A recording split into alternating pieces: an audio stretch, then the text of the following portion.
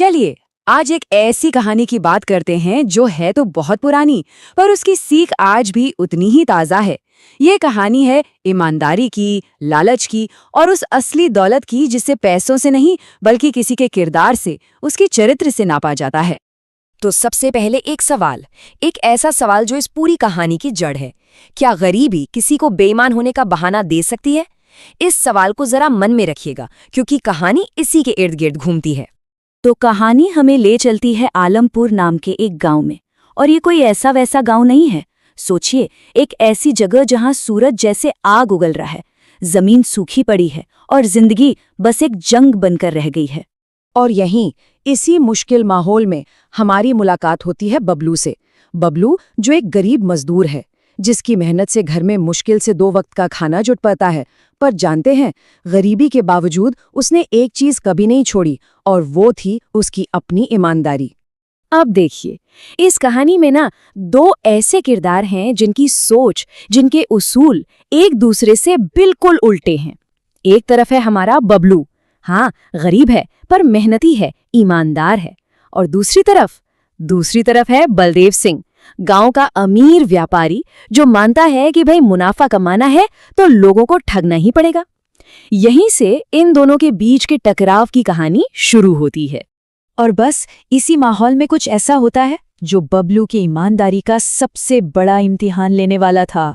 तो होता यूं है कि ये जो लालची व्यापारी था बलदेव सिंह, शहर जाकर और भी मुनाफा कमाने के ख्वाब देख रहा था। रास्ते में थककर एक पेड़ के नीचे सुस्ताने लगा और उसे इतनी गहरी नींद आई कि जब वो उठा तो हड़बड़ी में अपनी सबसे कीमती चीज वहीं भूल गया। और दूसरी तरफ हमारा बबलू उसी चिलचिलाती धूप में काम ढूंढ रहा है, कोई उसे काम देने को राजी नहीं। और तभी एक कुएं के पास उसकी नजर एक चमकती हुई थैली पर पड़ती है। जी हाँ, ये वही खोई हुई थैली थी।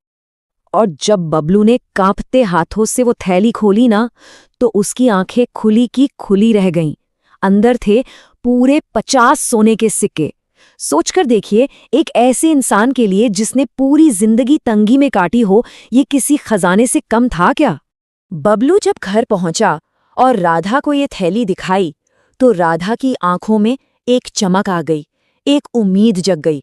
उसे लगा, अरे भगवान ने हमारी सुन ली। ये सिक्के, ये तो हमारी जिंदगी बदल देंगे, हमें हमेशा के लिए इस गरीबी से निकाल लेंगे। लेकिन बबलू की सोच बिल्कुल अलग थी। वो जानता था कि ये दौलत उसकी मेहनत की नहीं है। उसके लिए उसकी ईमानदारी वही उसका सबसे बड़ा खजाना थी, जिसे वो किसी भी कीमत पर गंवाना नहीं चाहता था।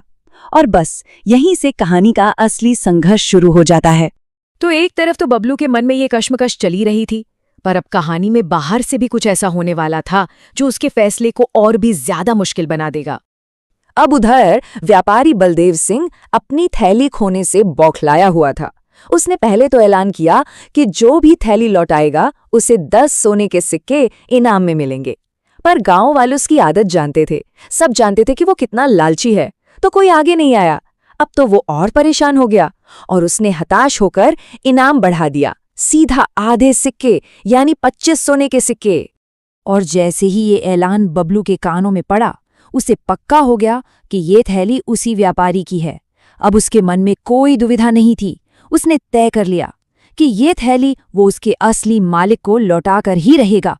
तो बबलू पूरी ईमानदारी और नेक नियत से व्यापारी के पास पहुंचता है।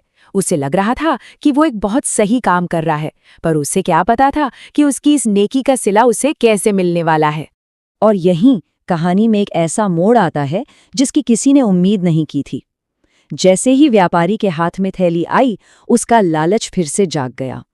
इनाम के 25 सिक्के बचाने के लिए वो जोर जोर से चिल्लाने लगा, अरे इसमें तो 100 सिक्के थे, इस आदमी ने मेरे 50 सिक्के चुरा लिए हैं। बबलू तो सन्न रह गया। वो बार बार अपनी सच्चाई की दुहाई देता रहा, लेकिन व्यापारी तो उसे चोर साबित करने पर तुला था।